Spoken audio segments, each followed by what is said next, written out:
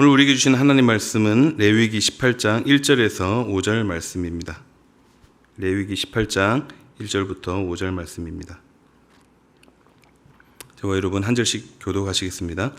여호와께서 모세에게 말씀하여 이르시되 너는 이스라엘 자손에게 말하여 이르라. 나는 여호와 너희의 하나님이니라. 너희는 너희가 거주하던 애굽 땅의 풍속을 따르지 말며 내가 너희를 인도할 가나안 땅의 풍속과 규례도 행하지 말고 너희는 내 법도를 따르며 내 규례를 지켜 그대로 행하라. 나는 너희의 하나님 여호와이니라. 함께 읽겠습니다. 너희는 내 규례와 법도를 지키라. 사람이 이를 행하면 그로 말미암아 살리라. 나는 여호와이니라. 아멘. 오늘 함께 나눌 말씀은 말씀대로 살아가야 할 이유입니다. 말씀대로 살아가야 할 이유. 성도의 삶은 세상 사람들의 삶과 분명히 다릅니다. 어떻게 다를까요? 주의 말씀을 지키며 사는가 아닌가의 그런 다름이 있습니다. 하나님이 우리에게 요구하시고 가르쳐 주신 삶의 방식은 분명히 세상의 방식과 다릅니다. 그래서 우리는 주의 말씀을 잘 듣고 또 배워야 할 필요가 있는 것이죠. 하나님의 방식이 무엇인지 알지 못한다면 우리가 아무리 노력한다 해도 결코 그분의 뜻대로 살 수 없는 것입니다. 그래서 하나님은 이스라엘 백성들에게 하나님의 방식대로 살아가는 방법을 가르쳐 주셨는데요. 이제 야곱이 가족을 이끌고 애굽 땅으로 가서 많은 세월이 지나서 큰 민족을 이루었을 때 하나님께서 이 민족에게 자세한 가르침을 주셨습니다. 이때 이스라엘 백성들이 애굽 땅에서 얼마나 살았을까요? 자그마치 430년입니다. 참 오랫동안 살았죠. 그러니 자신들도 모르는 사이에 그 애굽 문화에 아주 깊이 빠져 있었습니다. 당연한 것이죠. 우리나라 사람도 외국에 나가서 살면 2세대, 3세대만 지나도 그 자녀들은 한국인의 말이나 문화가 전무하다시피 합니다. 제가 이번에 교회의 배려로 안식월을 잘 다녀왔습니다. 안식월 기간 중에 제가 휴스턴에 이제 가정교회 연수를 다녀왔는데요. 많은 것들을 보고 느꼈고 참 유익했던 시간들이었습니다. 그런데 이제 거기에 계신 분들을 보니까 그분들의 자녀들을 보니까 겉모습은 이제 한국 사람인데 한국말을 못하는 거예요. 예. 부모는 영어를 못하고 자녀들은 한국말을 못하는 그 모습을 보면서 참 외국에서 한국인의 말과 문화, 정체성을 지키기가 쉽지 않구나라는 걸 느꼈습니다. 이렇게 한 세대 정도만 지나도 언어와 문화, 정체성을 지키는 것이 이렇게 어려운데 하물며 애굽 땅에 있었던 이스라엘 백성들은 어떠했겠습니까? 430년이면 애굽에 처음 발을 디딜 때와는 달라도 아주 많이 달라져 있었을 것입니다. 그런데 이들은 앞으로 더 큰 문제가 기다리고 있었는데요. 애굽에서도 세상의 영향을 받아서 그들의 풍속을 쫓지 말라고 하나님이 말씀하셨는데 이제 곧 가게 될 가나안 땅은 애굽보다 심하면 심했지 덜하지는 않았다라는 것입니다. 실제로 그곳에는 말로 할 수 없는 다양한 또 아주 더러운 그런 악의 형태들이 그 땅을 가득 메우고 있었습니다. 그래서 하나님은 가나안 땅에 들어가기 전에 지금 이스라엘 백성들에게 가르쳐 주시는 거예요. 지침을 주시는 겁니다. 그런데 단순한 지침이 아니고 반드시 어떻게 해요? 반드시 지켜야 할 규례이며 법도였습니다. 그래서 하나님은 이 이스라엘 백성들에게 이렇게 말씀하시지 않았습니다. 얘들아, 너희들 거기 가서 그들의 문화를 잘 흡수하고 융화해라. 그래야 서로 잘 지낼 수 있단다. 이렇게 하지 않으셨죠.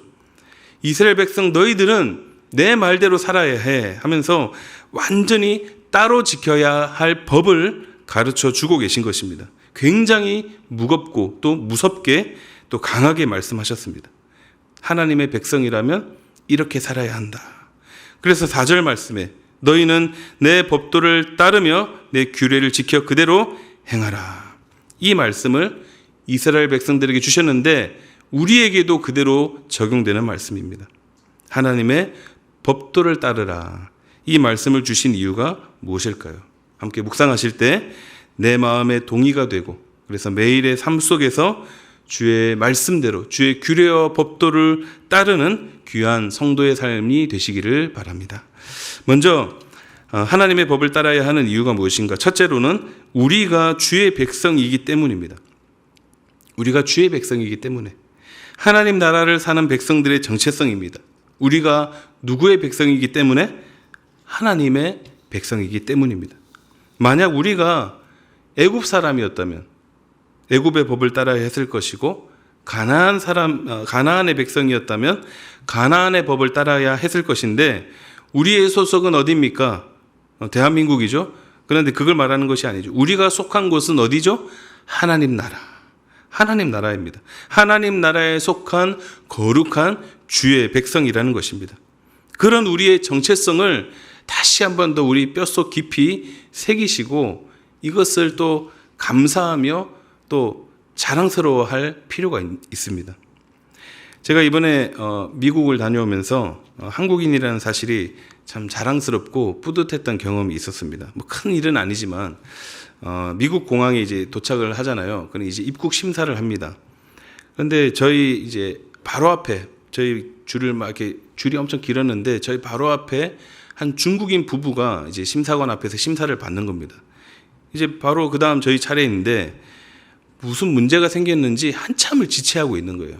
다른 줄에 있는 사람들은 금방금방 빠져나가는데 이 사람들은 한참을 이제 지체하고 있어서 점점 이제 시간이 지나니까 저희 부부도 걱정이 되기 시작합니다. 우리도 저렇게 붙들고 막 물어보고 막 뭔가 이렇게 잡고 붙들고 있진 않을까, 그런 걱정이 되는 거죠. 제가 듣기로는 또 그러다가 무슨 어떤 방으로 들어가기도 한다고 해요. 그래서 막 걱정이 막 밀려오고 막 저희 둘이서 줄을 잘못 선 것 같다 막 그러고 있었는데, 근데 그 앞에 중국인 부부는 그렇게 아주 까다롭게 심사를 하더니 저희가 갔을 때는 이 심사관이 막 웃으면서 생글생글 웃으면서 아주 반갑게 인사를 먼저 하는 겁니다. 그러더니 대뜸 하는 말이 자기가 지난 여름에 제주도를 갔다 왔다는 거예요. 그러면서 그 제주도가 너무 좋았대요. 저는 미국이 참 좋던데 제주도가 너무 좋았대요. 그러면서 막 농담도 하고 그러면서 너무 저희들을 편하게 대하고 금방 통과를 시켜줬다는 것이죠. 얼마나 감사했는지 모릅니다. 알고 보니까 이제 미국 내에서 이제 중국인들이 좀 말썽을 많이 부렸는지 입국 심사가 비교적 까다롭다고 합니다. 이 일을 참 겪으면서 참 한국인이라는 사실이 감사하다라는 사실을 느꼈습니다. 참고로 우리나라 여권이 세계 몇 위의 힘을 가지고 있는지 아세요?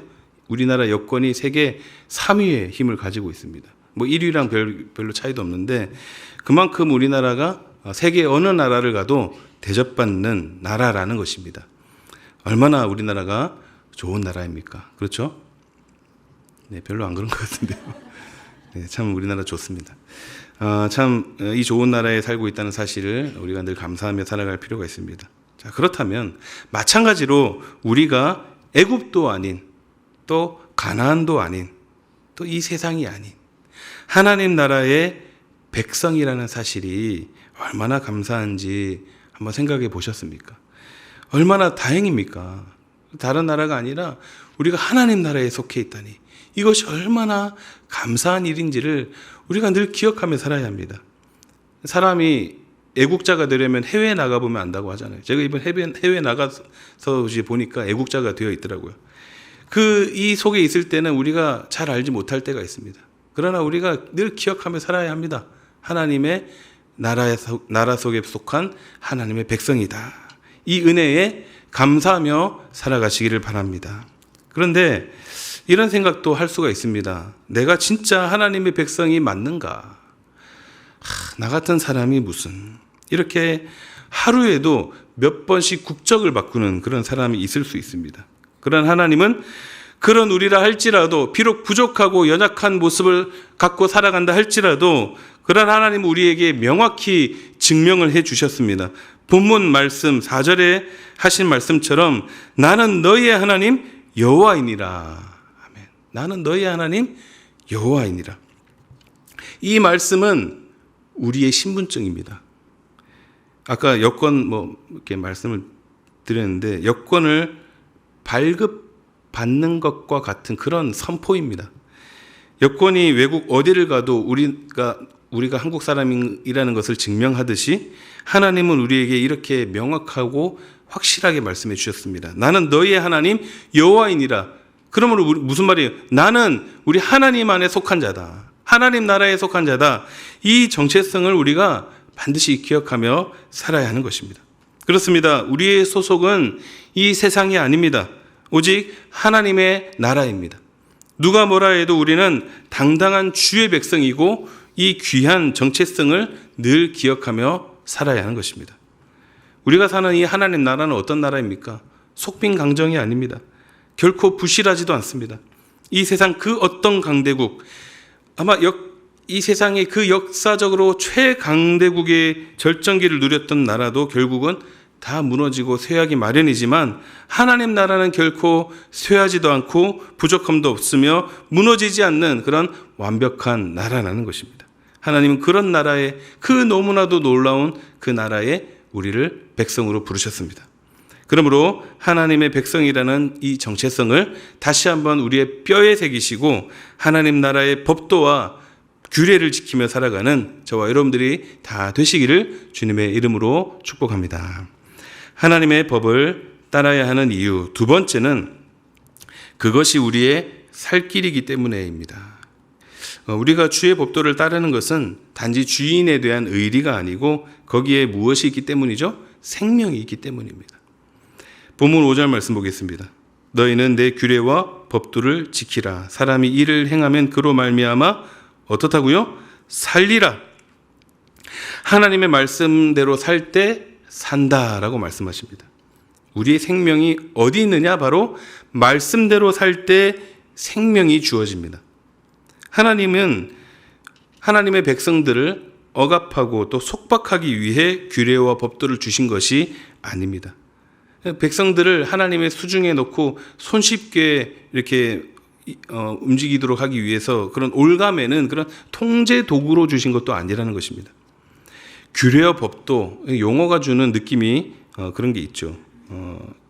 또 율법도 좀 그런 느낌을 가지고 있습니다. 그러나 하나님께서 우리에게 주신 이 명령은 누구를 위함이라는 것이죠? 바로 우리를 위한 것입니다. 하나님의 규례와 법도는 이스라엘 백성들의 축복된 삶을 위해 주어진 하나님의 은혜라는 사실입니다. 그래서 이스라엘 백성들은 이 규례와 법도를 통해서 거룩한 삶을 계속해서 살아갈 수 있었을 뿐만이 아니라 또한 하나님께서 베풀어 주시는 놀라운 축복도 함께 누릴 수 있었다라는 것입니다. 이스라엘의 역사를 보십시오.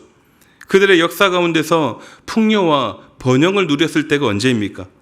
하나님의 규례와 법도가 잘 지켜지던 시대였습니다. 그러나 그들이 하나님의 규례와 법도를 속박으로 여기고 그런 하나님을 떠나서 세상의 풍속을 따르게 되었을 때 어떻게 되었습니까?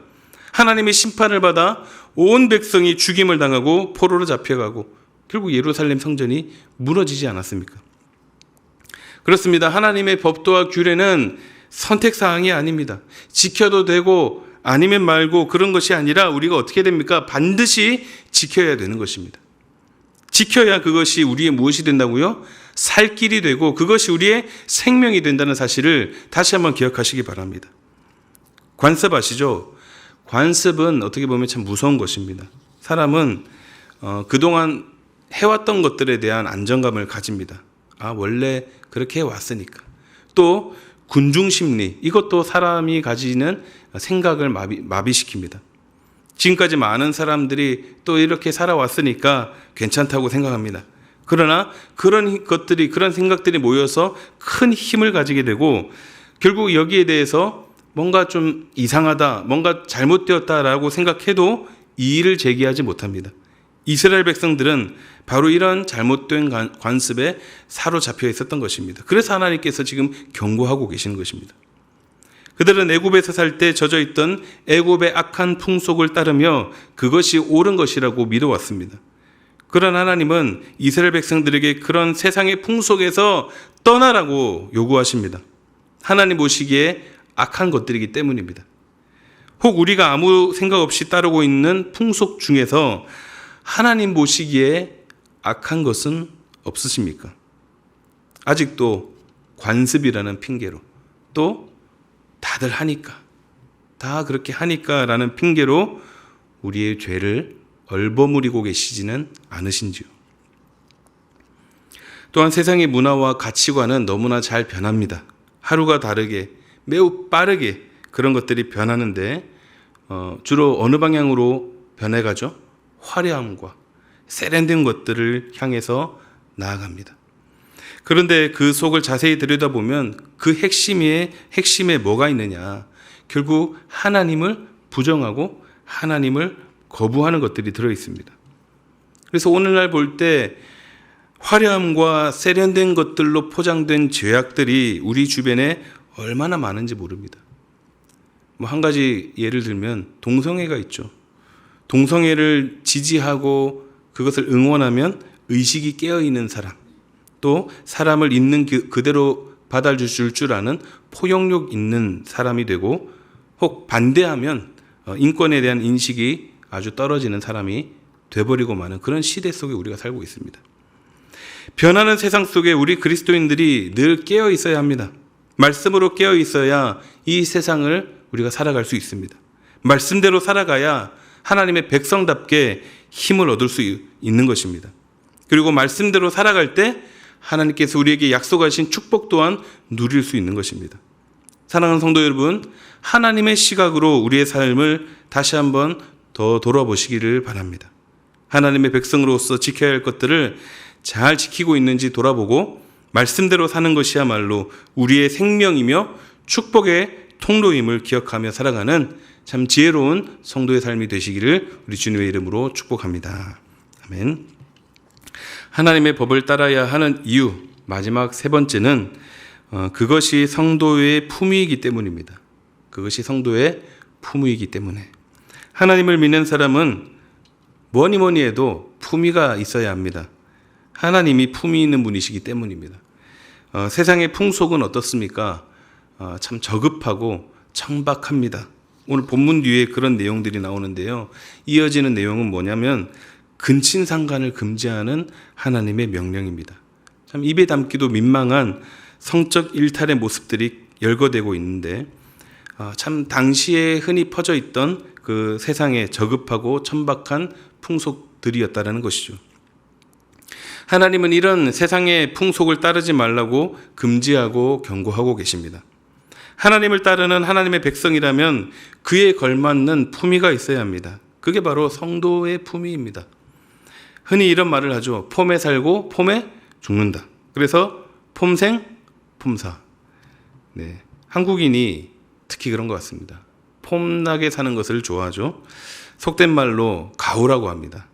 아무리 가난하고 돈은 없어도 명품 가방 하나는 들고 다녀야 되고, 자전거나 골프, 등산 등 이런 스포츠를 할 때도 실력이 좋든 안 좋든 값비싼 장비는 갖춰줘야 폼난다고 생각합니다. 이뿐 아니라 사람은 각자 자기가 중요하게 생각하는 품위가 손상되면 굉장히 자존감이 떨어지게 되고 심리적 타격과 정신적 스트레스를 받게 됩니다. 심지어 여기에 목숨을 걸기도 하는 것이죠. 이렇듯 세상적 품위에 대해서는 우리가 굉장히 예민합니다. 남을 의식하는 건 세계 1위입니다. 그러나 크리스천이면서도 성도의 품위에 대해서는 별로 대수롭지 않게 생각하는 경우들이 많습니다. 분명 교회를 다니고 예수를 믿는다고 하는데 직장에서 또 사회에서 삶을 살아가는 모습을 보면 믿지 않는 사람들보다 못한 모습들을 우리가 보게 되는 것이죠. 마땅히 나타나야 할 성도의 모습이 없다면 그것은 성도로서의 품위를 잃어버린 것이라 할 수 있습니다.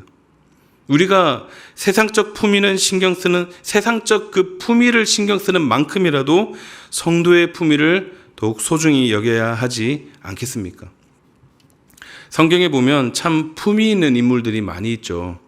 요셉도 그렇고, 또 주일 설교 때도 듣고 있는 다니엘도 그렇고, 또 다윗 등 참 위대한 신앙의 선조들을 보면 참 다들 기품이 있고 품위가 있습니다. 세상적 저급함과 거리가 멀죠. 그러나 품위를 잃은 사람들도, 품위를 갖고 있다가 잃은 사람들도 우리가 성경 속에서 만나게 되는데요. 대표적으로 사울 왕이죠. 그렇게 총망받고 하나님과 온 백성 그 모두의 기대를 한 몸에 받았던 사람이 그렇게 품위를 잃고 또 몰락한 모습을 보면 참 안타깝다라는 것을 우리가 느끼게 됩니다.